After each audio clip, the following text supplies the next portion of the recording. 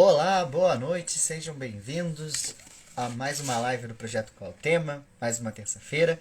Hoje estaremos recebendo a Carolina Capanema, que fala sobre a natureza política das minas, mineração, sociedade e ambiente no século XVIII. Seja bem-vindo, Sam. Nossa convidada já entrou, vou fazer aqui a solicitação, a gente iniciar.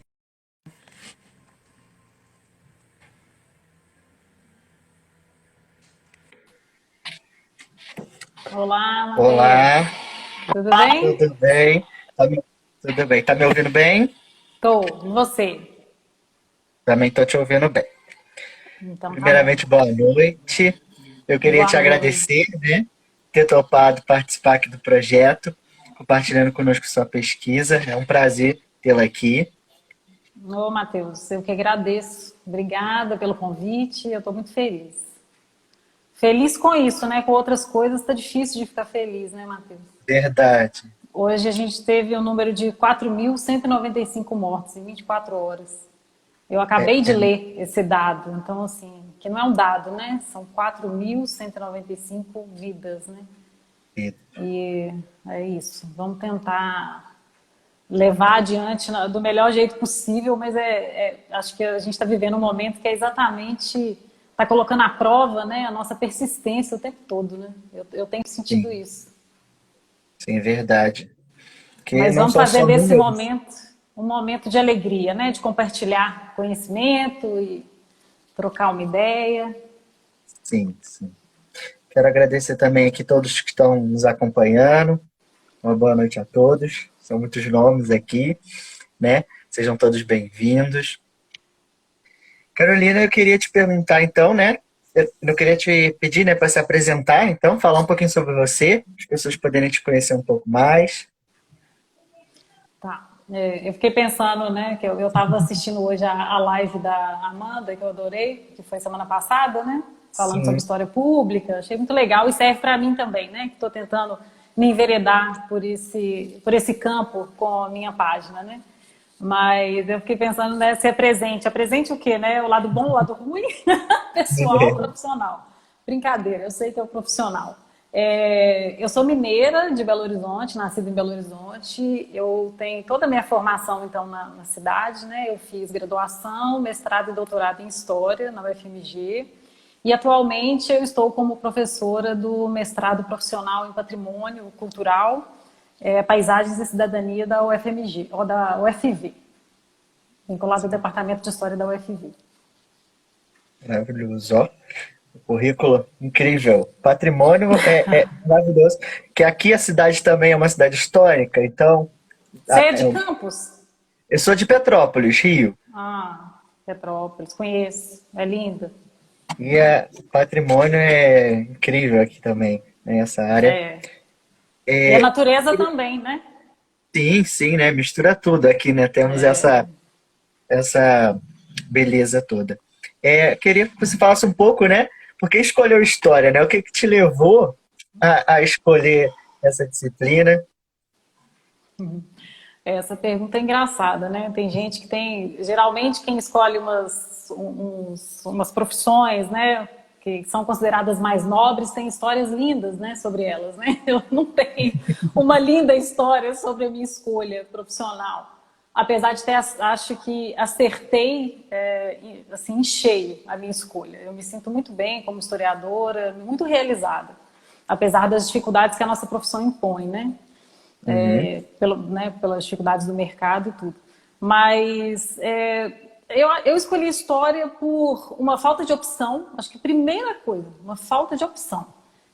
Eu não tinha em mente nada, né? Eu acho que isso também é uma crueldade que se faz com os adolescentes, de que você tem que escolher algo que teoricamente é para sua vida toda. Acho que isso está caindo um pouco por terra hoje, de que a gente pode, né, mudar e escolher outras coisas ao longo da vida. Eu acho isso libertador.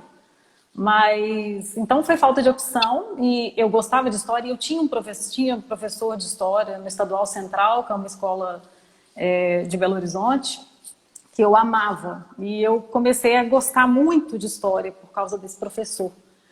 E também por convivência, antes de entrar na UFMG, eu convivia com o ambiente da FAFISH, né, que é a Faculdade de Filosofia e Ciências Humanas da UFMG.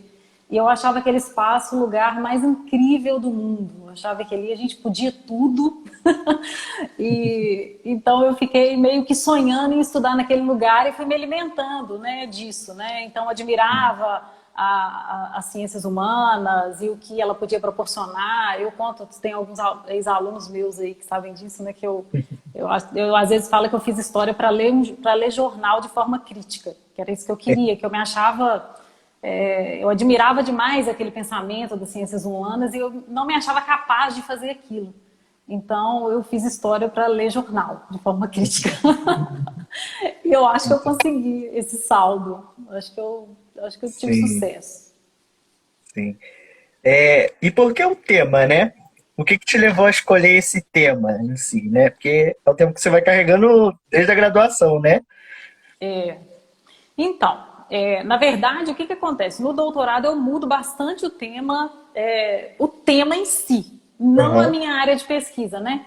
Porque é uma longa história nesse campo da história ambiental. Eu comecei com história ambiental na graduação, né? A minha orientadora, eu tive a mesma orientadora na graduação, no mestrado e no doutorado, que é a professora Que Regina delícia. Horta, da UFMG.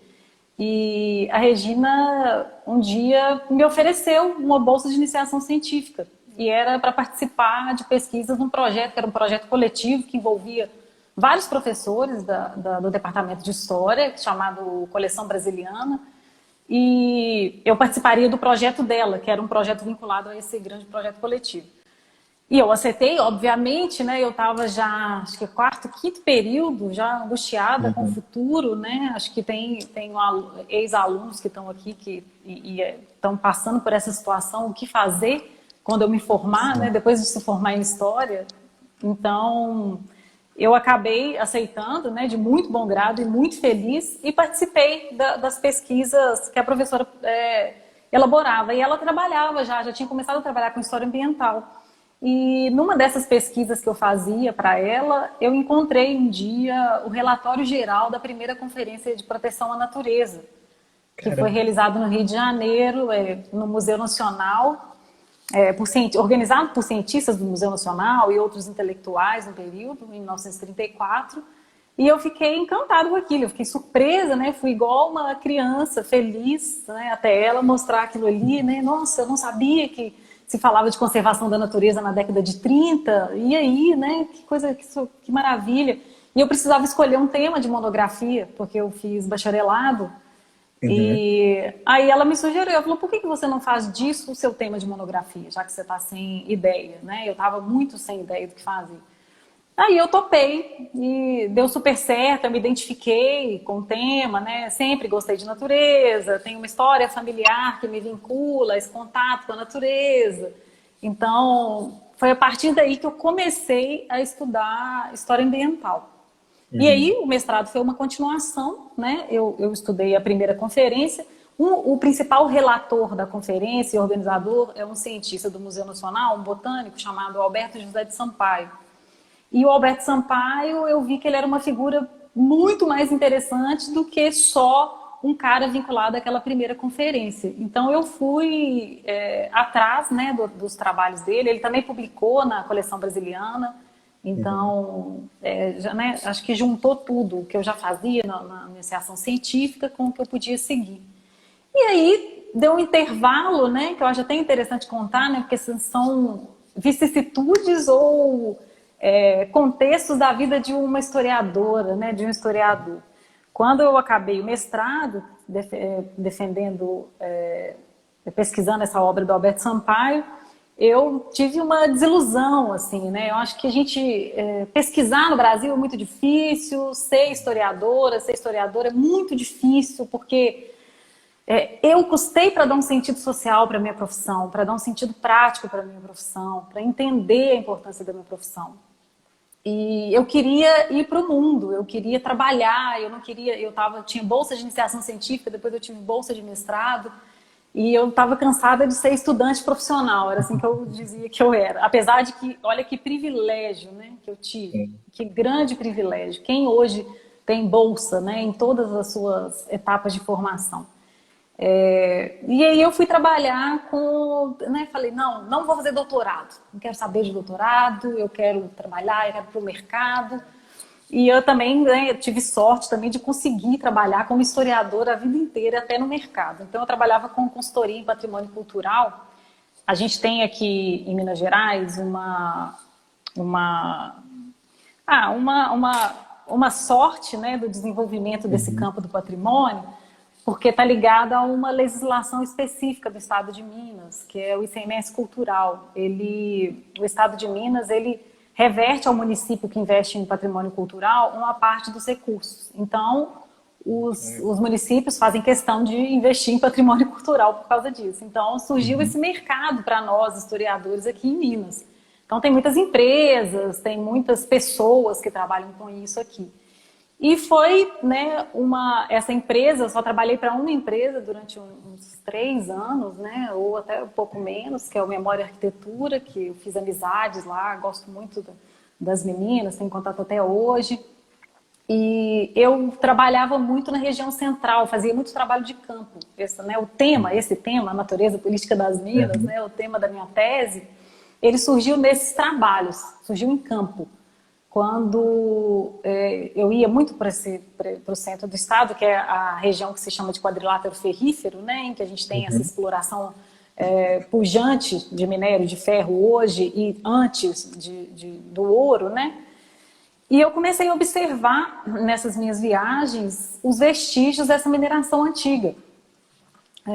Então eu via cavas gigantescas de exploração do ouro antigo, canais, né, que conduziam água no passado, canais quilométricos, né? Tem o Warren Dean, que é um historiador ambiental, ele fala que ele sabe de história de canais de 140 quilômetros, então assim, é uma estrutura gigantesca, né? Então também nas margens e nos leitos dos rios também resquício dessa exploração.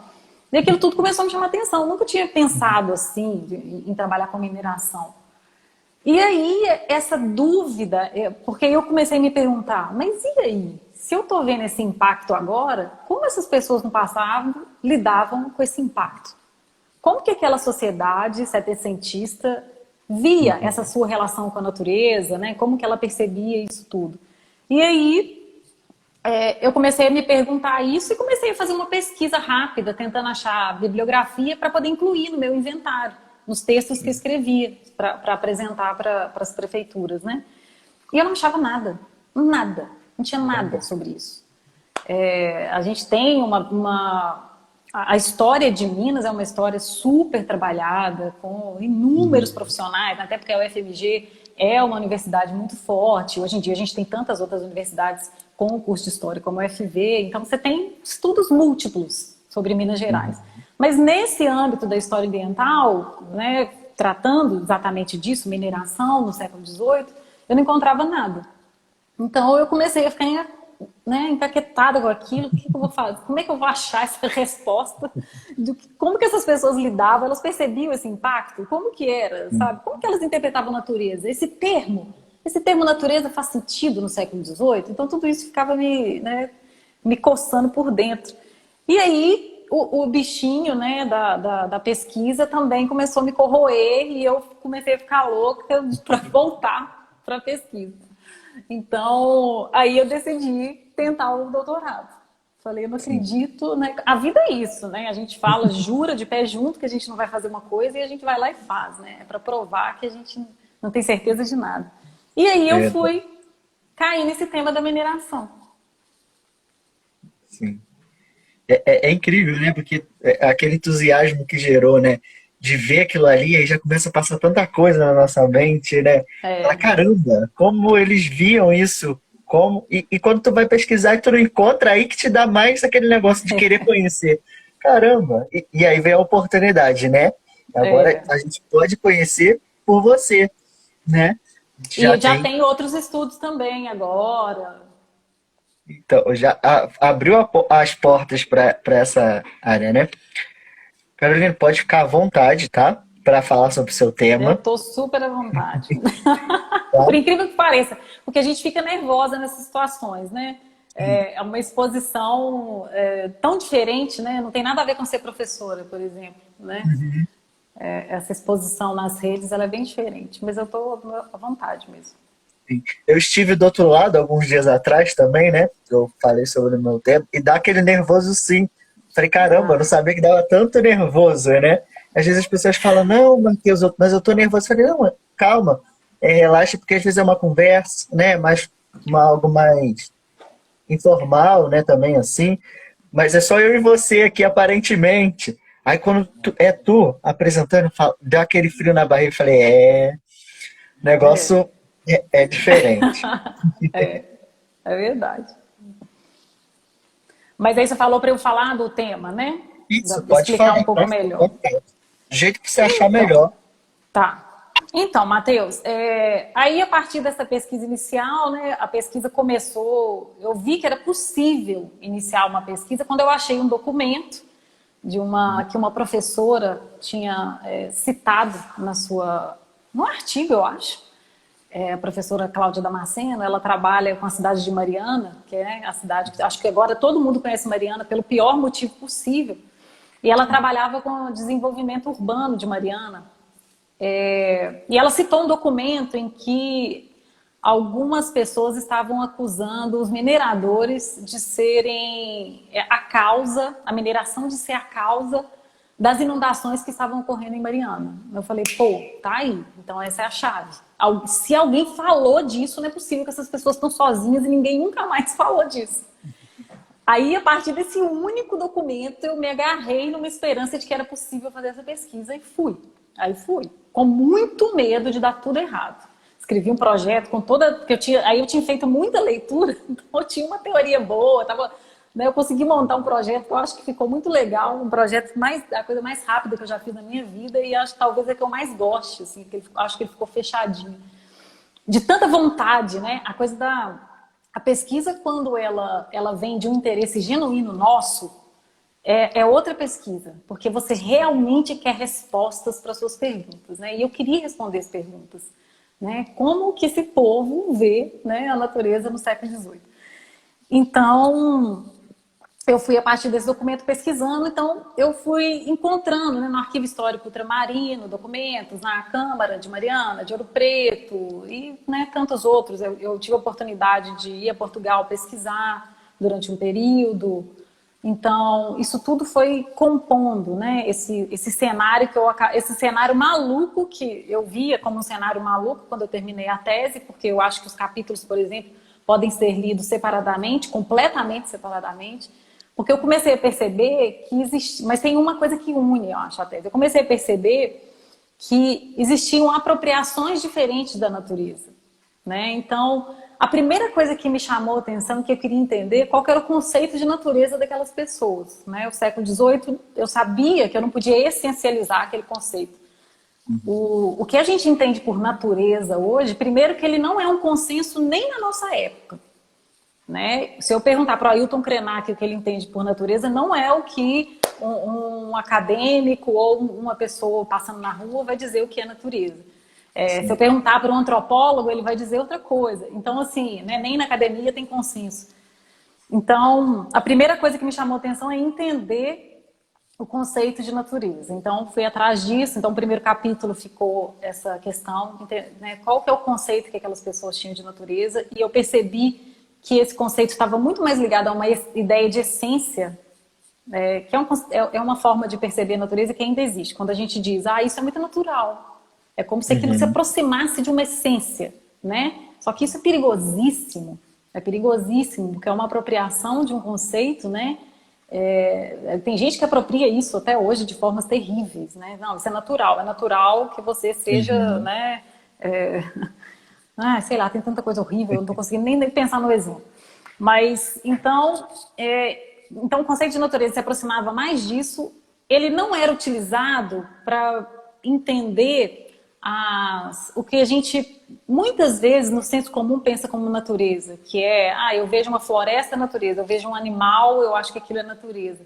Não, tinham outros nomes para designar esse mundo que a gente pode pensar como mundo material, sabe? E a natureza era mais utilizada, esse conceito, para dizer que uma coisa era essencial. Então tinha o conceito de direito natural, que era muito, vigorava muito na época, e tantas outras coisas. E em outros âmbitos da pesquisa, eu fui tentar entender, então, para além desse aspecto simbólico, ideológico e do pensamento sobre a natureza, eu fui tentar entender como que materialmente aquelas pessoas lidavam com a natureza. Então, eu descobri nessa pesquisa, né, várias leis que tratavam sobre o uso do que hoje a gente chama de recurso natural, né? Que não tem nada de recurso, não está ao nosso dispor, né? A gente tem que pensar nisso. Mas existem leis que vão prever como as pessoas devem usar a água, como elas devem usar a madeira no âmbito da mineração, porque a gente tem que pensar que é uma mineração que essencialmente se move pelo braço humano, né? O braço de escravizados, e também por matérias, né? Que a madeira, a água, são essenciais para a produção da mineração naquele período. Então, eu comecei a perceber que quem detinha poder, geralmente, era quem detinha esses recursos. E quem não detinha esses recursos, dava um jeito de consegui-los por meio desses discursos de poder ou tentativa de usurpar o direito dos outros, de usar água, por exemplo. Gente, assim, coisas que têm uma similaridade com coisas que acontecem hoje, que é de impressionar, de impressionar. Então, eu fui, acho que, do mesmo jeito que muitas vezes alguém me pede para pensar, né, como que se pensa a história ambiental, o que vocês fazem? Eu penso muitas vezes numa divisão, assim, que é da minha cabeça, e talvez seja vício de gente que trabalhou com patrimônio, que é pensar que tem um aspecto material e imaterial. O material é esse, que é pensar como que essa relação humanos, não humanos, se dá no mundo material. E a outra é pensar a partir dessa história do pensamento, história das ideias, como essas pessoas percebem esse mundo. E eu fiz um pouco, na tese, eu acabei fazendo um pouco dos dois. Mais até a questão material. Mas o que une, né, o que eu te falei, se inicialmente eu via a tese como uma coisa toda desconecta, porque não tinha aquela coisa, né, tem uns trabalhos que são assim, íntegros, né, eles vão do início ao fim falando de um tema com uma ligação, um se liga com o outro, um capítulo se liga com o outro profundamente, eu não conseguia ver, mas depois eu acabei conseguindo perceber isso, que acho que se resume bem no título, A Natureza Política das Minas, que é a apropriação política da natureza. Eu percebi que, tanto pensando a relação entre sociedade e natureza no âmbito da mineração lá no século XVIII, eles estão fazendo uma apropriação política quando eles estão falando que a natureza é essência, que tudo, né, usando adjetivos relacionados a esse dito mundo natural para poder defender interesses políticos, defender interesses econômicos, quanto também quando as pessoas estão disputando o uso da madeira, o uso da água, o corte de mato, a abertura de estrada, tudo que tem relação com esse mundo material, eu percebi que ele era movido por essas disputas políticas. Semelhanças com o presente em relação às disputas totais, né? Eu acho que as questões muitas vezes são diferentes, a gente tem coisas marcantes, né, que caracterizam a mineração do século XVIII, que são muito diferentes, mas, ultimamente, Matheus, o que tem gritado, né, porque trabalhar com mineração no passado é até tranquilo, porque está no passado. Mas quando você vem para o presente, quando você começa a ter todas essas tragédias, né, esses crimes, esses acontecimentos terríveis, né, e você começa a ver o impacto que isso hoje ainda gera no nosso estado, e não só no estado, né? Hoje a mineração está espalhada pelo Brasil, então a gente está vendo o que está acontecendo com a Amazônia, né? Mas eu comecei, depois, principalmente de Brumadinho e Mariana, eu comecei o tempo inteiro a pensar na minha pesquisa. Primeiro, achar uma loucura, né? Eu terminei o trabalho, eu defendi em dezembro de 2013, e Mariana e Brumadinho, né? Mariana 2015, Brumadinho 2019, e fiquei pensando naquilo, porque eu ficava o tempo inteiro vinculando as permanências, sabe? Os discursos políticos, o que foi feito depois daquilo, né? Ou o que não foi feito depois daquilo. E como se aproxima, né, as justificativas, as péssimas justificativas para que não se faça nada, ou encobrindo a responsabilidade, o poder, né, dessas pessoas. Eu até recentemente, com essa angústia toda, eu até escrevi um artigo tentando fazer uma aproximação das duas coisas.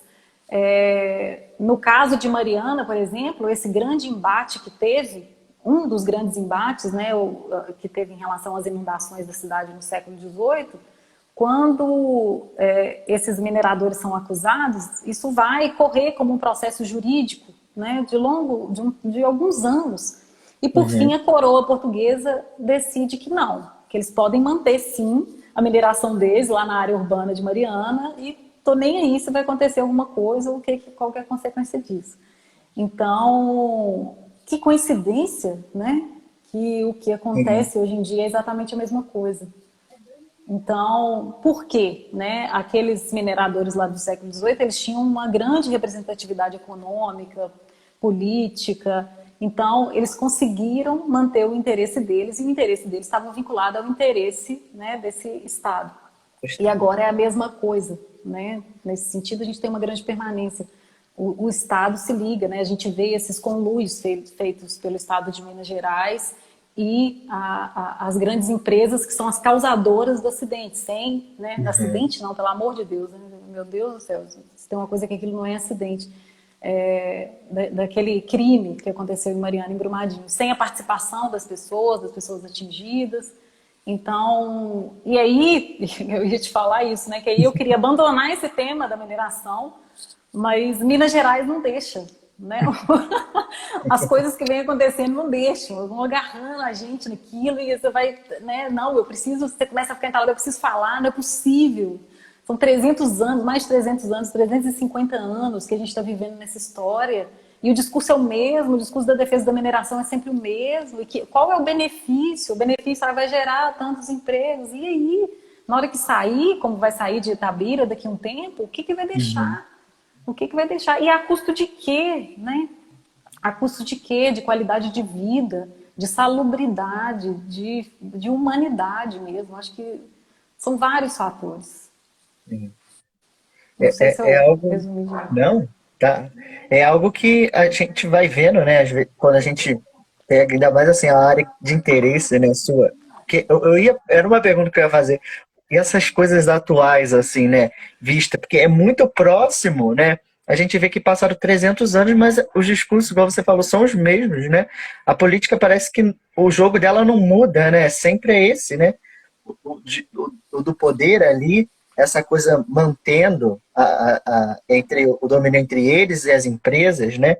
O modo não muda. E acaba que quem sofre mesmo é quem mora. As pessoas que estão ali, porque, como você disse, uma hora eles vão passar e vai ficar o rastro todo para trás, né? Vai ficar aquelas marcas, o ambiente não vai ser mais o mesmo, né? A natureza não vai ser mais a mesma, as pessoas também não, porque muitas coisas acabam acontecendo e acabam acontecendo esses desastres, né? Que quando eu comecei a ler, eu falei, caramba, né? Porque vem à mente que é algo tão próximo, né, da gente, como as coisas não mudam, né, nessa área. É. É muito É incrível. louco. No livro, depois eu lancei em formato de livro, né? Olha, ó, vou fazer um merchan aqui, ó. Amei a capa.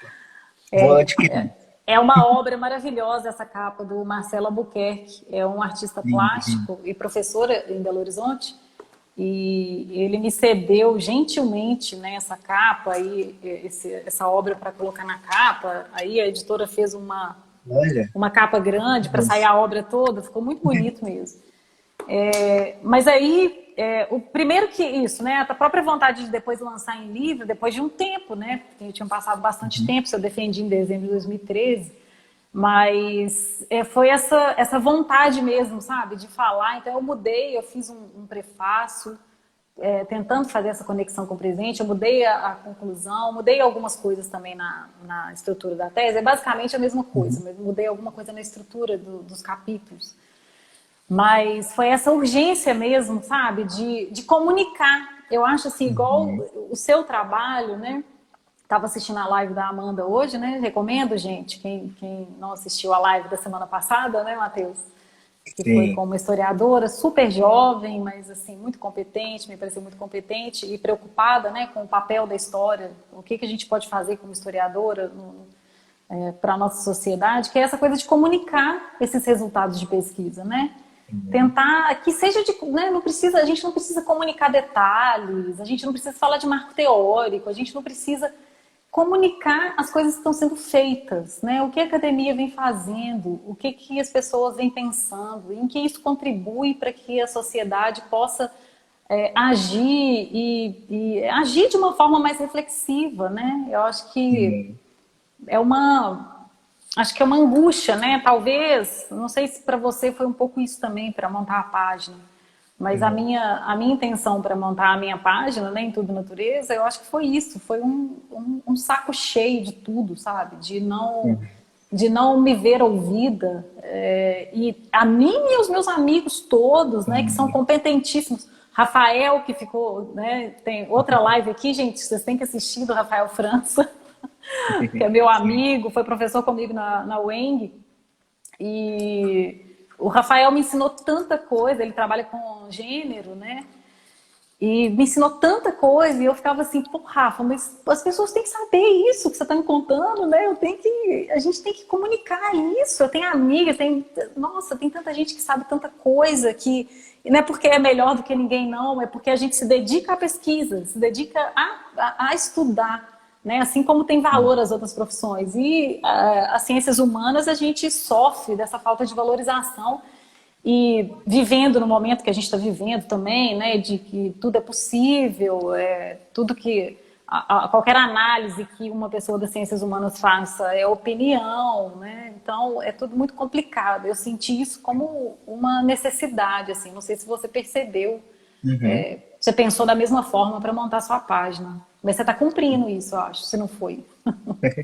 Não, sim, né? Dessa coisa também de trazer, né, as coisas que ficam às vezes paradas, né? Igual assim, às vezes muitas pesquisas até são esquecidas, né?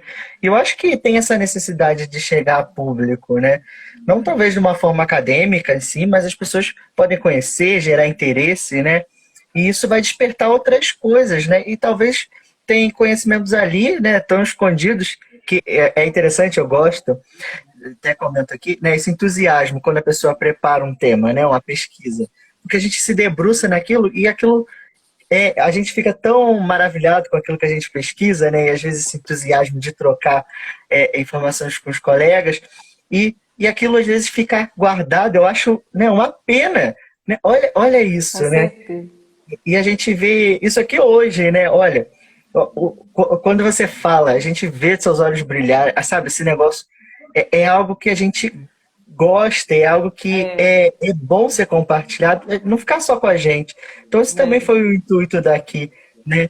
Tirar e acabar com muita coisa que a gente tem visto, né, acontecer, como isso, a desvalorização ainda mais nos historiadores, né, das áreas humanas, que tudo que a gente fala é só comentário, é opinião própria, né? As pessoas tiram, desmerecem a gente às vezes, né? Tiram o lado científico das coisas, acho que é apenas opinião, e mostrar também que a gente faz um trabalho sério, né? Não estamos aqui só dando a nossa opinião, mas é fruto de um trabalho de pesquisa, né?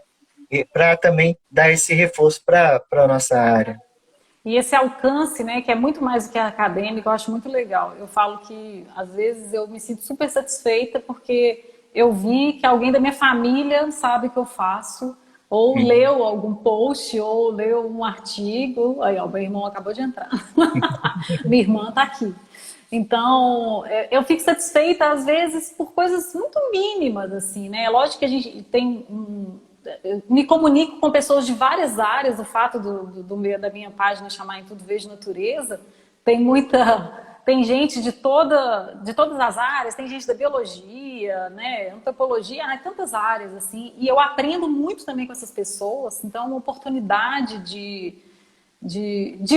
dos historiadores, das historiadoras se fazerem vistos. Acho que é uma coisa que a Uhum. Amanda comentou também. Se a gente se incomoda de não ter voz e de ninguém nos ouvir, ouvir o nosso pensamento, né, sobre... Olha lá, a irmã é isso, né, gente? Ó.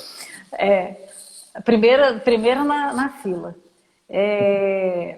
Se a gente não fizer nada, olha lá, amigo, é isso, que coisa boa, né? Minha amiga. Se a gente não fizer nada para que mude, para que a gente consiga mudar esse panorama, a gente também está errando, né, Matheus? A gente está errando. E tem muita coisa na academia que é arrogância, sabe? Existe uma falta de aceitação, inclusive desse tipo de iniciativa, muitas vezes. Eu sinto isso na pele, sabe? E são, né, porque tudo é confundido, como a gente vive numa sociedade de espetáculo, então tudo acaba girando em torno disso, sabe? E muitas vezes a sua intenção não é essa. Então, mas a gente continua fazendo, porque eu acho que a gente tem que se colocar. Eu acho que os profissionais têm que se colocar e têm que ser vistos. Eu acho que a gente precisa ser visto. Eu acho que a gente precisa falar. A gente não costuma falar, a gente fala na nossa tese. E na nossa dissertação, e na nossa monografia em sala de aula, mas a gente não fala para o público o que o historiador faz, o que o historiador faz. Ah lá, meus ex-alunos, olha que coisa linda. Cheio de Beijo para elogio. vocês. Não, mas é isso mesmo, porque às vezes a gente só fica na fala, na escrita, né? Dentro da sala de aula, e aqui o público mesmo, né? As pessoas comuns não têm esse acesso. E esse intuito também, né? De levar a coisa além, né? Além da universidade, além da academia, né? Chegar nas pessoas, né? E mostrar coisas que às vezes vão gerar a elas, né, entusiasmo também, caramba, descobrir algo novo, né? Eu vi isso muitas vezes, algo simples, né? Há um tempo atrás, aquela novela que a Globo fez sobre a história de Dom Pedro, né? O Novo Ai, Mundo. eu não Como aquilo assisti. gerou curiosidade nas pessoas, né? E algumas pessoas vinham procurar. Até um tempo atrás teve umas lives aqui que falou sobre essas temáticas. As pessoas falavam, caramba, eu vi isso, né? Pessoas que não estão no meio acadêmico também. Eu acho que gera um interesse, né? Das Sim, pessoas. Eu tenho, igual eu tô falando, né? A gente encontra com pessoas que falam, caramba, eu vi aquela live, eu gostei do tema, eu não sabia que isso, né? E eu fico maravilhado, né? Como tem chegado nas pessoas, e às vezes pessoas que tu nem imagina, né? Vêm falar com você, te procura, como eu tava falando com a é. Amanda, né? Na semana passada também, né? Que cria uma relação, né? Uma troca ali, e isso é maravilhoso, né? Bom te ver também, Sabrina. Saudade. Não, com certeza, Matheus. Do mesmo jeito que a gente aprende, né? Eu aprendo muita coisa aqui no Instagram. Pode Sim. parecer, né? Pode ser muito estranho a algumas pessoas, mas eu sigo tantas páginas, por exemplo, eu aprendo tanto sobre biologia no Instagram. Eu sigo tanta página de biologia, de antropologia, sobre pensar as relações sociedade e natureza de uma forma diferente que a história faz, ou que, né, Uhum. geralmente se faz, a história ambiental discute isso há muito tempo, mas eu vou aprendendo com essas pessoas. Então, eu acho que o conhecimento está aí, está disponível, a gente tem que disponibilizar. Não é o que cada um faz com isso, é outra história, mas eu acho que a gente está se posicionando politicamente quando a gente coloca a nossa cara a tapa, sabe? Não, Uhum. eu vou também entrar nessa jogada aqui, como diria o Raul. Vou entrar nessa Sim. jogada e vou dizer a minha opinião sobre essas coisas, né? E dizer da forma que a gente bem entender, assim, eu me Uhum. sinto bem, eu tenho fases, assim, em relação à rede social, né? Nos últimos tempos, por exemplo, eu ando bem parada, porque está muito difícil viver nesse Brasil e Sim. ter inspiração, assim, eu estou com dificuldade. Se eu tive criatividade, eu estou super sem criatividade.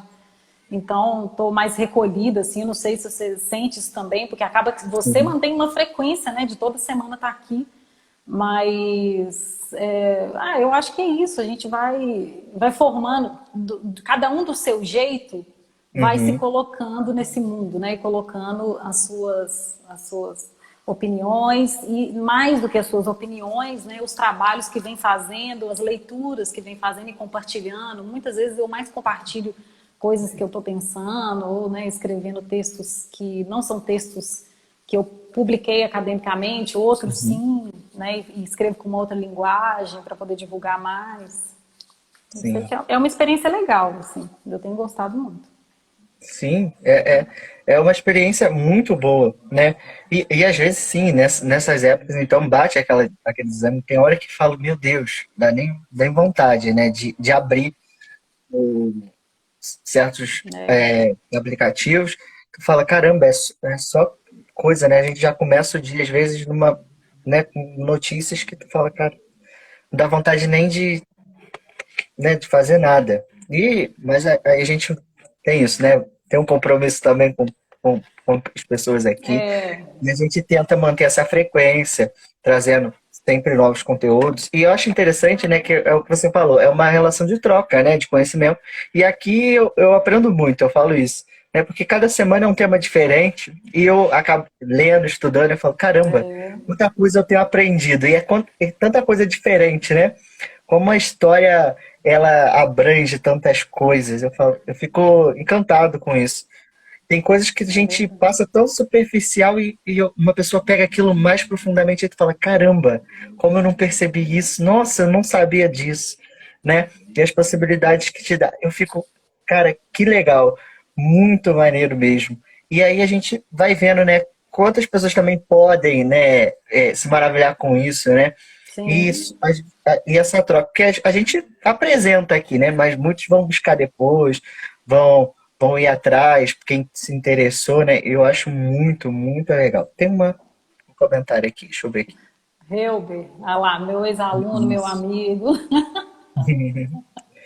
É uma pena que não é todo mundo que tem a oportunidade de ter essa figura como professora. Sempre um trabalho Bonitinho. incrível e admirável. Só elogios. Ele é lindo demais. Ai, ai. Obrigada, Hilber.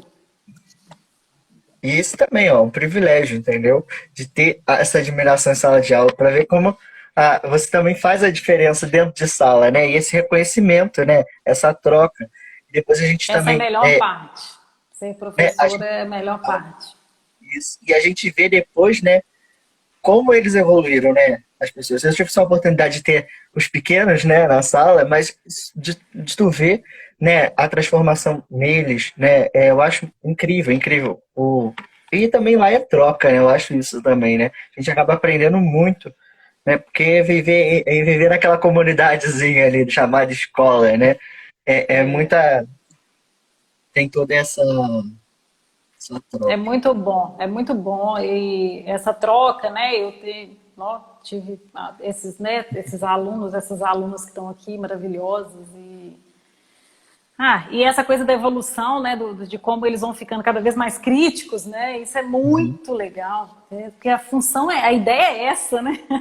A uhum. ideia é que eles leiam o jornal, né? Como eu estava querendo ler o jornal criticamente lá no passado. A ideia é essa, então é muito legal, né? Tem oportunidade, às vezes, de ler projeto, lê meu projeto de mestrado, lê meu projeto de monografia, e aí eu vou ler e falo, pô, mas onde que está o defeito disso aqui? Está maravilhoso, como que você está pensando de uma forma tão legal e construindo, né, da forma que é a forma adequada do meio acadêmico, então é muito, muito legal. Pode deixar, Ju.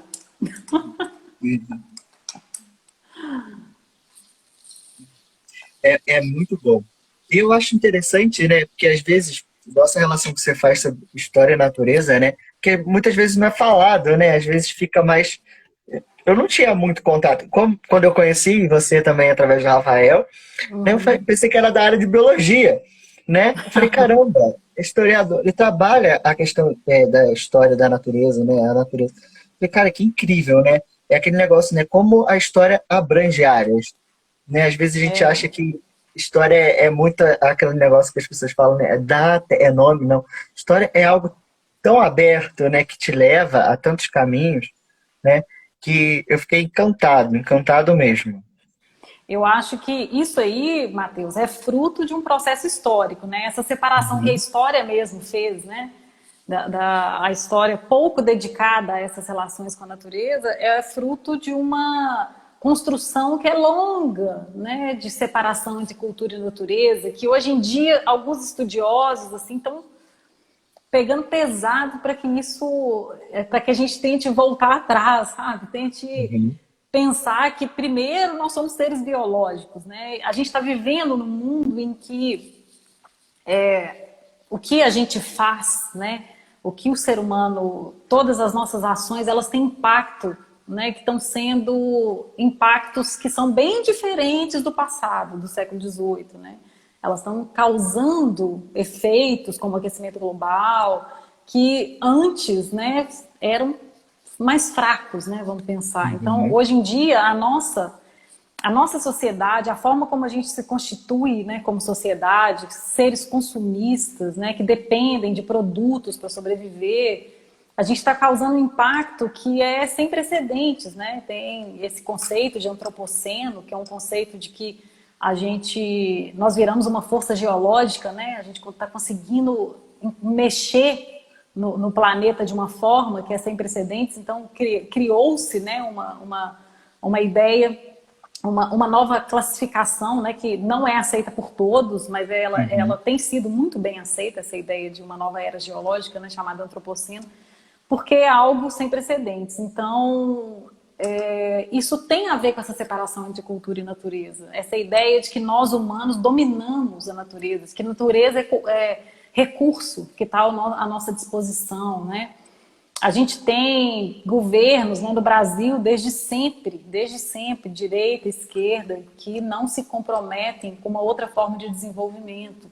É um desenvolvimento sempre atrelado a essa exploração de matéria-prima, né? O Brasil é um país eternamente colonial, sempre exportador de matéria-prima. Então, a gente tem um modelo que não muda, né? Assim, Uhum. e aí eu acho que fica urgente pensarmos em natureza, né? Por mais que a gente queira quebrar a gente tem que pensar que sempre são convenções, né? Convenções conceituais, natureza, cultura, sociedade. As sociedades, elas criam convenções para se comunicar e para dizer, né? E também são convenções poderosas no sentido de ação política. Então, essa ideia de natureza e cultura separada, a gente precisa começar a parar de pensar dessa forma, né? Os historiadores têm que começar a entender que nós somos parte de uma coisa que é muito maior também, e que a gente não fica Uhum. flutuando no planeta, a gente está sempre assentado num espaço que é um espaço de disputa política o tempo todo. Ah, aqui vai ter mineração ou não vai? Eu vou instalar a empresa aqui ou não vou? Eu vou... E quais são os interesses? Que são sempre os interesses representados em todas as decisões, né? É sempre isso, né? Aquilo que você falou, as coisas ficam se repetindo porque os interesses Uhum. são os interesses de quem tem poder político e econômico. Então, se a história, né, começar, a história e todas as outras ciências que têm feito muito isso, tem gente, né, na ecologia que tem feito esse esforço de uma reconexão para pensar. A antropologia é muito forte nisso, é uma área que, nas ciências humanas, eu acho que é uma área que começou essas discussões, né? Posso estar enganada, mas penso que sim. E agora a história ambiental, né, que não é agora também, que já tem um tempo, a história ambiental é uma área, um campo da história criado por volta da década de 70. Então, a gente tem que começar a repensar os nossos padrões. Assim como a gente não tem que repensar, a gente tem que repensar várias coisas na história que estão sendo repensadas, né? Ver o Sim. trabalho do Rafa, né, do Rafael França, que eu citei aqui mais cedo. O Rafael faz um trabalho maravilhoso, né, de discussões sobre gênero. É uma coisa necessária, né? E isso tem tido uma repercussão muito boa. Então, são vários assuntos, vários temas. Eu acho que a gente tem que ir ampliando, né, as nossas perspectivas de análise para que a gente seja cada vez mais justo também nas nossas reflexões. Justo com a diversidade. A diversidade, acho que tanto de humanos quanto de não humanos. Né? Perceber tudo como diverso, como dinâmico. E não uma coisa fixa, né? Que eu acho que essa história ela está passando, ela está ficando para trás. É uma história que é mutável, né, gente? Tem vários meios. Depende de quem olha, né? E de quem falava. Vai depender, né? E acho que essa Sim, revisitação, né, a temas e questões, né, tá sendo muito bem tratado ultimamente, né? se rever algumas coisas que ficaram perdurando durante épocas, né, e tempos, né, uma visão, né, só daquilo, e essa abrangência que tem ocorrido, né, de criar novas áreas dentro, né, eu acho isso maravilhoso, né, para a gente poder entender muito mais, né, não ficar só naquele mundo preso ali, né, coisa, mas expandir o olhar, né, então né? acaba nos proporcionando isso. Eu acho muito legal E disso, da pensar história. nas implicações também dos nossos trabalhos, sabe? É outra coisa que vem me incomodando e que eu tô com muita dificuldade de pensar uma história do passado, tipo isso, assim. Talvez o que me Uhum. incomodava na minha tese inicialmente era exatamente que eu não conseguia fazer uma ligação com o presente. E aí, essas tragédias que a gente viveu, essa aproximação maior ainda, né, com tudo que a mineração vem causando, me deu um estalo. E aí, agora eu só consigo pensar que tudo que eu produzi tem que ter uma reflexão que sirva para o presente, sirva para o cotidiano. Porque aí sim a gente está cumprindo uma função. Por mais que a gente esteja, né, falando de história, e história também não é história só do passado, né? Quem não é Uhum. historiador muitas vezes pensa a história como uma ciência do passado, né? Tem gente que estuda, gente que não é da história, história do presente, olha que coisa. Porque deve soar estranho para quem não é da história, né? História do Uhum. presente. Então, é possível que a gente faça isso, né? Hoje a gente tem embasamento teórico para isso, a gente tem autores que estão tratando desse tema, né? Dessa urgência de trazer a história para a construção de uma prática consciente, inserida, né, na nossa realidade social, que não seja aquela coisa, o Dom Pedro. Eu sinto muito que a educação, me parece, a educação escolar, continua. Gente, minha mãe, olha que coisa maravilhosa. Continua, continua muito vinculada a esse modelo, né, Matheus? Você atua Uhum. no ensino básico, né? Você Sim. deve perceber na sua tanto na sua prática quanto nos livros didáticos, né? Muitas vezes tem mudança em livros didáticos. A gente tem livros didáticos muito bons hoje em dia, né? Uhum. Eu não sei o que vai acontecer depois dessa, desse desgoverno que a gente está vivendo aí, o que vai ser feito, até no material didático, me dá medo.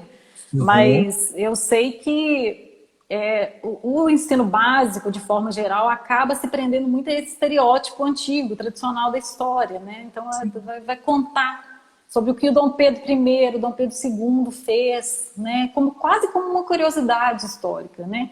Aí a pessoa se interessa pela curiosidade. Eu acho super legal se interessar pela curiosidade, né? Assim que a gente tem interesse, né, nas coisas. Uhum. Olha, fiquei curiosa, né? Vou buscar. Mas se manter só nisso, é aquela história em que a gente está eternamente decorando, né, fatos, decorando datas, né? Uma história que eu odiava e era péssima aluna minha vida inteira na escola. Eu fui gostar de estudar na universidade. Eu tive uma péssima vida escolar porque hoje em dia eu aceito que aquele modelo me matava. Ele tirava a minha criatividade, ele tirava qualquer possibilidade de pensar a minha vida de criança, minha vida de adolescente. Eu tinha coisa muito mais interessante para fazer, não é?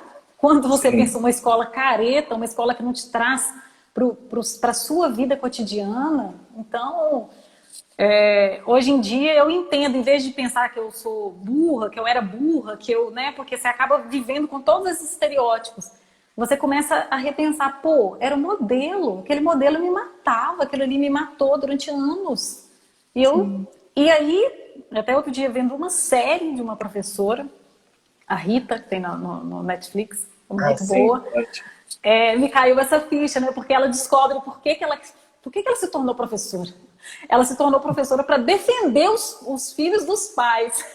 É hilário, né? Mas é muito boa, a lógica dela é boa. Né? Tem filhos que têm que ser defendidos dos pais. Acho que nem todos. Mas eu acho que eu me tornei professora para não, como se eu quisesse eliminar aquele tipo de professora que eu tive, sabe? Assim, para poder. Uhum. E aí, eu e minha irmã, a gente conversa muito sobre esse assunto. Ela é professora também, uma excelente professora. Tem possibilidade de dar aula numa escola que tem uma metodologia muito legal. eu fiquei pensando, né, conversando e pensando sobre isso, né, foi caindo algumas fichas sobre esse meu passado escolar, né, e como que isso era pesado, assim, era muito pesado para mim. E aí, por que que eu fui querer ser professora universitária?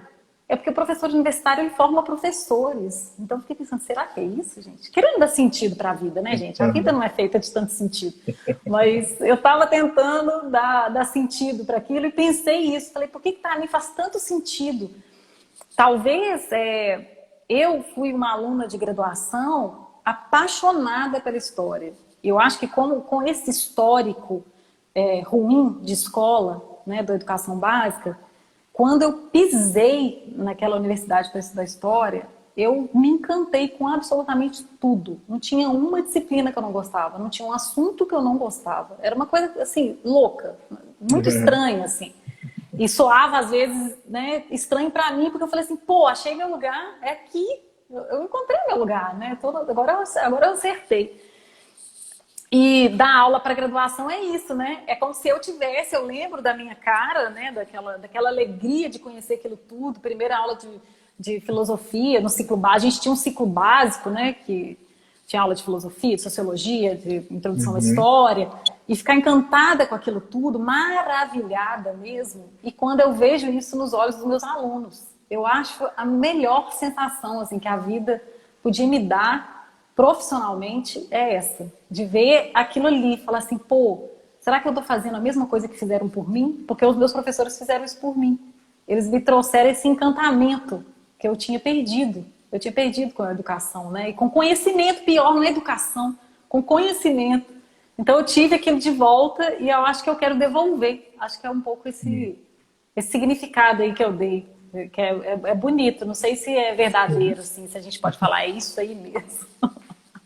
Mas a gente passa a vida tentando entender a nossa vida também, né? Sim.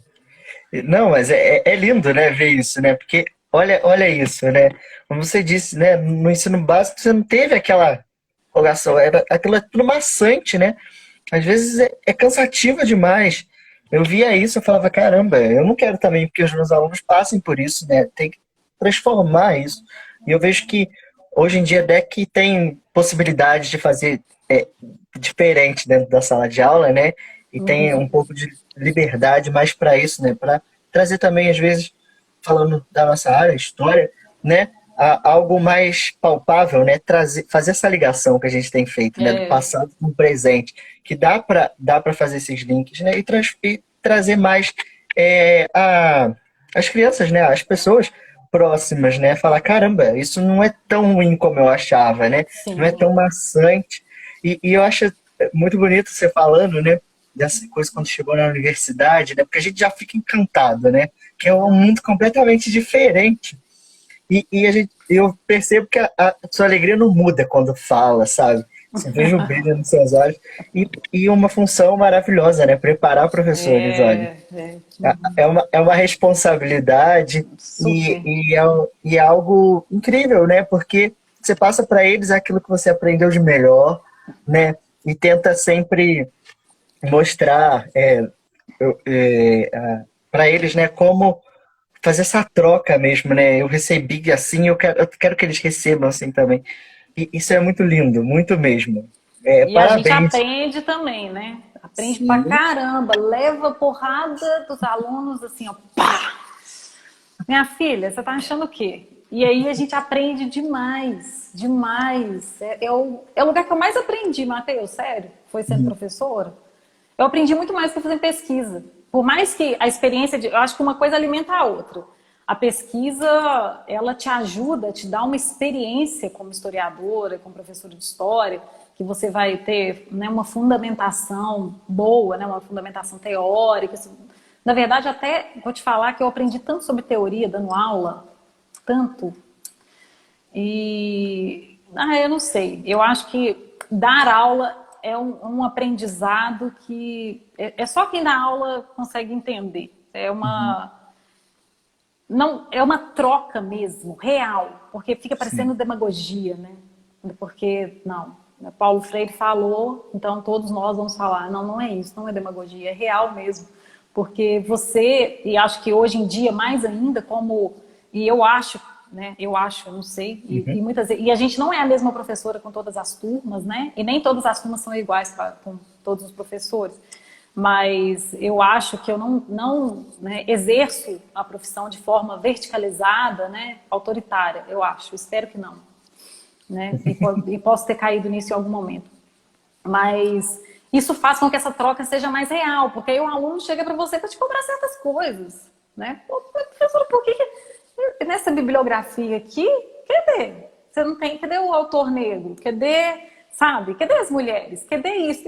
E aí você vai, né? Eu tive um intervalo entre sair da graduação, entre acabar o mestrado, né? Ficar esse intervalo todo, né? Entre uma coisa e outra. Trabalhei no meio antes de começar o doutorado. Foi um intervalo grande entre a minha formação e eu começar a dar aula na universidade. Então, a universidade era outra, né? A universidade era uma universidade mudada pelas cotas, né? Então, eu aprendi demais. Eu aprendi demais com os meus alunos. Muito mesmo. Sem nenhuma demagogia. Não, isso é real. Eu falo com que a gente aprende muito mais do que ensina, né? Porque a todo instante a gente está aprendendo e coisas novas, porque às vezes, né, como a gente sempre vai ministrar a mesma aula ou aquela mesma disciplina, a gente se prepara para aquilo. Mas o que tu vai enfrentar ali na sala de aula, né, aquela troca, aquele assunto vai ser tratado diferente, porque tem outras cabeças ali, tem outras pessoas que pensam diferente, né? Às vezes a gente vai preparando alguma coisa, fala, vai seguir assim, aí vai para outra linha, e a gente fala, caramba, como eu não me toquei nisso, né? A gente já vai. Eu fico também maravilhado. A gente tenta se preparar pelas perguntas dos alunos, né? E a gente nunca está preparado. As perguntas são sempre mais complexas ou indo para um lado completamente diferente. Então a aula é assim, né? Cada aula é um show, né? Porque você fica assim, eu não sei o que vai acontecer, como é que essa orquestra vai funcionar hoje, né? Porque tem relação com tanto de coisa, inclusive com os ânimos, né? Os nossos ânimos, são muitas coisas, né? Vai depender também do que aconteceu no dia a dia, né? Que às vezes acontece algo que aquilo acaba gerando também, né, dentro da aula algum assunto que vai ser discutido, e eu acho isso maravilhoso, maravilhoso. Tem um comentário aqui da Euridice. A Euridice está sempre aqui com a gente. Ela fala que as políticas públicas atualmente estão com responsabilidade para que não repita as tragédias que com tristeza vimos nos jornais, né? Ela falou parabéns para você, que reconhecimento. Obrigada, Euridice, obrigada. Quer comentar sobre? Eu não sei, assim, são tantas tragédias que têm acontecido, que a gente tem lido nos jornais, né, Euridice? Que eu não sei exatamente, assim, né, do que você vem falando. Mas eu acho que a gente teve muitos avanços em políticas públicas e eu estou com muito medo de retrocessos, assim. Eu acho que a gente teve, sim, inclusive na educação, a gente teve coisas interessantes e agora, né, essa pressão não só pela censura, não, sabe, que já é triste demais, mas eu acho que a própria mudança de políticas públicas, né, a nova legislação, o ensino médio, a forma como as coisas vão sendo pensadas, como a educação vai sendo pensada, a gente sabe que está sempre envolvido numa disputa de narrativa, né, uma disputa de poder, né, cada governo vai gerir isso de uma maneira. Então, eu acho que a gente tem avanços e tem hora que a gente dá uma parada boa, né? Ou a gente volta num modelo que... Tem hora que eu acho que as pessoas estão discutindo coisas que, meu Deus, eu achei que a gente nunca mais ia discutir isso, né? Que isso tinha passado, isso tinha acabado, e a gente está retornando com aqueles temas. Então, eu acho que a gente tem um papel, né? O professor não é herói, não, né? Mas junto com os alunos, de tentar construir a despeito até de políticas públicas que a gente não concorde, alguma coisa que a gente possa atuar, porque o professor também muitas vezes ele está amarrado, né? Ele está amarrado na política da escola, ele está amarrado na política pública estabelecida pelo governo federal, né? A gente tem as normas que regem a educação, né? A gente tem a BNCC, a gente sempre teve essas normas. Mas o que a gente pode fazer com isso, né? E nem sempre isso é fácil. Na verdade, isso geralmente é muito difícil, principalmente com quem está lá na frente eu acho que principalmente com o ensino básico, né? São pressões que esses professores, essas professoras sofrem, né? Sim. Não sei se alguém tem pergunta, já que já entrou uma aqui. Se alguém quiser perguntar alguma coisa para a Carol, aproveita aí o momento, né? Tirar uma dúvida, né? Porque é esse ambiente, né, de troca. E é isso mesmo que você falou, né? É muito complicado falar de políticas públicas atualmente, né? Que pelo cenário que a gente tem visto, né? Cada dia uma surpresa, né? A gente fica naquela, a gente ri de nervoso, né? E Gente, esse é o negócio, porque atualmente está sendo complicado tá com, esse, demais. com Essa essa política. legislação que envolve a mineração mesmo, ela tem sido toda modificada, né? Estão tentando passar por cima de tudo, né? Minerar em terras indígenas. Então, tem muita coisa em curso. Na verdade, tem muita coisa em curso que a Uhum. gente nem sabe. E tem coisas em curso que a gente abomina, né? Que talvez seja uma luta que a gente achou que com a Constituição de 88 a gente teria um pouco de... tá, beleza. Temos aqui regras estabelecidas para construir uma democracia. E, no entanto, a gente vê que tudo sempre pode piorar. Tristemente, tudo pode piorar. As coisas, né, os temas voltam, às vezes voltam até pior, né, da forma que era. Então, tá um momento complicado, né? Tá virando redundância falar que a gente está num momento complicado. Né? Sim. E é um negacionismo, né, de certas coisas, né? Umas coisas que você disse que é um retrocesso com coisas que a gente pensou que já tinha passado e que a gente às vezes olha e fala, não, não é, é brincadeira, né? Tão brincando, né? Que não é possível estar falando disso novamente e continua batendo nessa tecla, né? É, E aí tem esse negócio, né, que a gente faz aqui, que é informar, através dessa live, através que esse momento, como você falou, né, anteriormente, de fala, né, a gente falar um pouco também, né, porque muita gente está seguindo essas indicações erradas, né, esse negócio, e a gente tem essa função também de informar, né, opa, calma aí que não é bem assim, a gente vai pro nosso lado também, fala, né? Pega um pouco da história e fala, ó, certos momentos não foram assim que aconteceu, essa questão não é bem assim como está sendo tratada, né? Isso já foi debatido há tantos anos atrás, né? E as pessoas continuam nessa. Vamos e a gente tenta fazer a nossa parte aqui também, que é informar, né? E trazer o conhecimento das coisas para tentar amenizar um pouco e mostrar a informação, né? É muito complicado. é.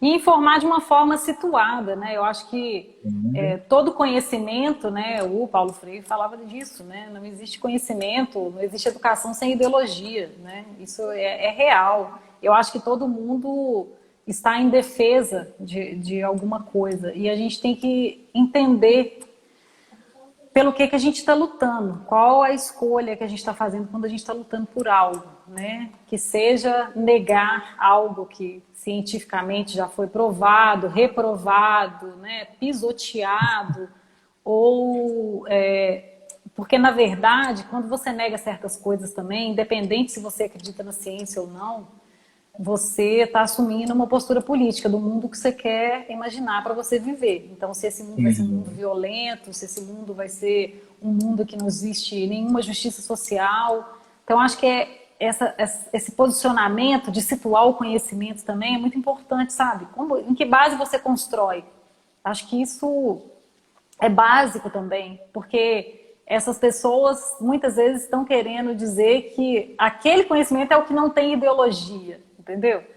Então, fica uma disputa vazia, né? Mas você tem que entender, não. Quando você defende algo, você está defendendo um projeto de mundo, um projeto de vida. Não é algo tão simples que implica apenas em a Terra é redonda, apenas, né? Olha que absurdo. Uhum. A Terra é redonda ou a Terra é plana, né? Implica em muita coisa. Defender esse tipo de questão, né? Negar o aquecimento global, isso implica muitas coisas. Você está defendendo um mundo, uma forma de viver, e que pode levar, inclusive, à sua autodestruição.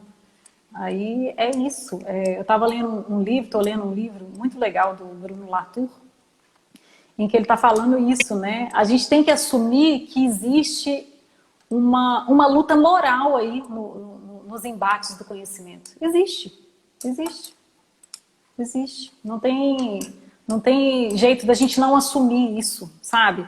Porque essas defesas, elas têm implicação. E a gente tem que saber dessas implicações. Então, quem defende que não há aquecimento global, que o clima não está mudando, ou que isso ou aquilo, ela está defendendo, né, que a gente pode continuar fazendo, desenvolvendo, né, da forma como a gente está desenvolvendo, a gente pode continuar emitindo o gás carbônico da forma como a gente está emitindo, a gente continua consumindo, né, gente? Porque mudar de vida, ai, que trabalho que dá mudar de vida, né? Parar de consumir, nossa, isso dá muito problema. Então as pessoas não querem sair do seu comodismo. E acho que é esse tipo de reflexão que a gente tem que começar a fazer, né? Que quando você faz... E aí, eu não estou falando que uma pessoa é 100%, acho que nunca ninguém é 100% correto. Acho que é impossível, o ser humano é um ser contraditório. Mas a gente tem que, acho que pegar uma diretriz para poder entender, né, qual que é o meu papel.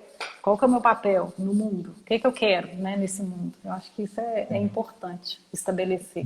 Eu acho que a história tem muito a contribuir com isso. Sim, sim. Isso é muito importante. É o que você falou, não tem como falar sem ideologia, sempre vai ter algo por trás, né? Num pensamento que as pessoas estão dizendo que são neutros, né? Não tem neutralidade, não há. Sempre tem algo por trás daquele pensamento, né? Quer postar um emojizinho da Terra aqui, ó. Não tem. Né?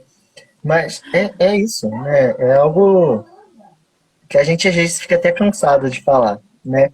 Fica, tem hora que esgota, né? Você fica assim, Esgota. vou discutir isso de novo. Como diz aqui em Minas, eu vou discutir isso de novo. Eu não aguento mais falar disso, né?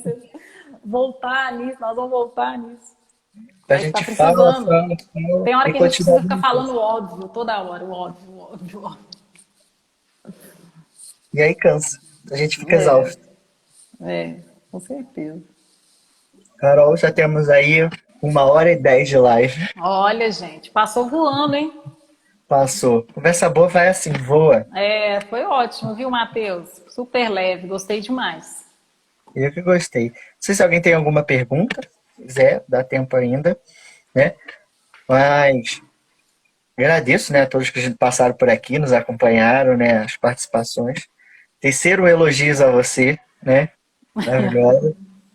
Não tive o prazer de ter aula com ela, mas hoje eu tive essa aula aqui, essa troca, que com certeza que faz um trabalho excelente na sala de aula. Eu vi aqui, eu senti, né? Deu para sentir a energia daqui quando você fala. Foi incrível mesmo. Adorei o nosso bate-papo, foi super leve, né? Assim, é algo que flui, né? E esse também é o intuito daqui, né? Transformar temas que a gente às vezes acha que vai... pelo título, às vezes é algo tão... coisa que trazer mais próximo, trazer de um modo mais interativo, né? Com as pessoas. E eu te agradeço imensamente por ter participado do projeto, né? Que continue, né? Escrevendo, né? As pessoas falaram aqui, continue publicando na página, né?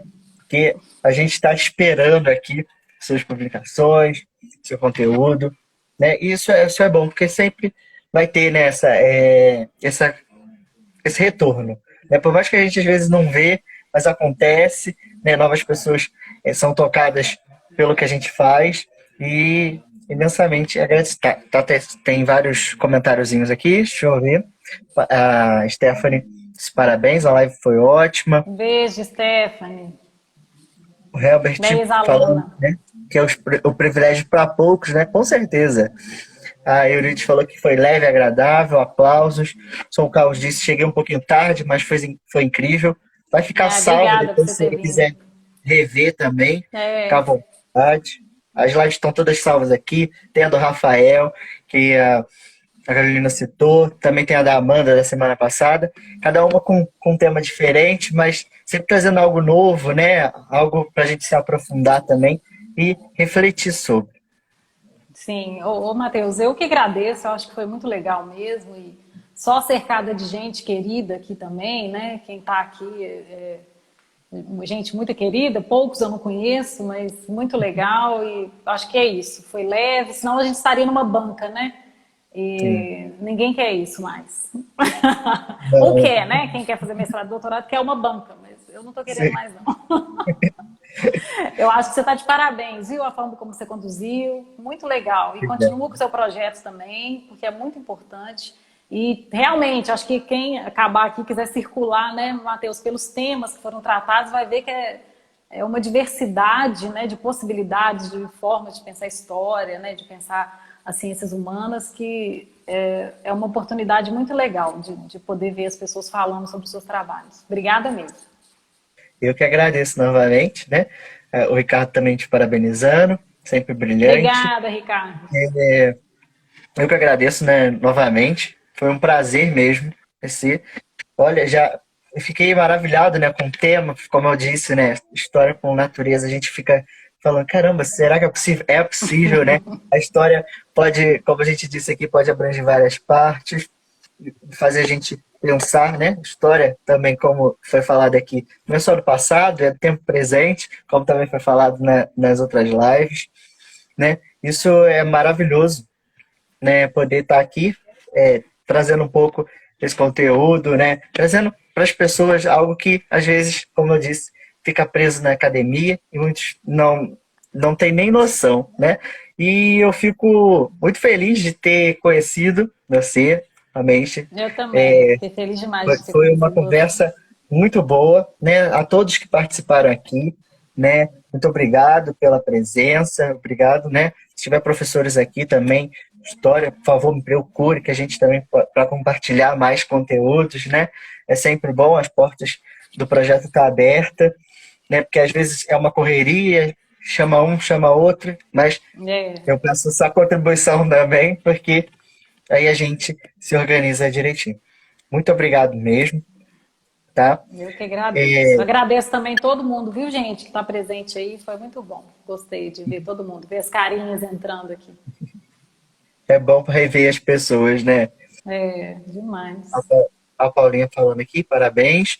Conhecimento é a melhor arma, é verdade. Obrigada, Paula. Obrigada, mãe. Ah lá, Isso olha é que coisa bom, boa. Uma mãe presente. viu? A minha mãe também passou por aqui, eu vi Ó, ela, mas isso é muito bom, tá vendo? É acompanhar o crescimento, né, dos que estiveram ali com você, isso é muito lindo. E, novamente, parabéns pelo trabalho, continue com a página, né? Muito obrigado mesmo, agradeço a todos, né? E eu desejo uma boa noite, né? Uma boa semana para todo mundo. boa noite. Até a próxima. Até. Tchau, tchau, Obrigado. gente. Tchau.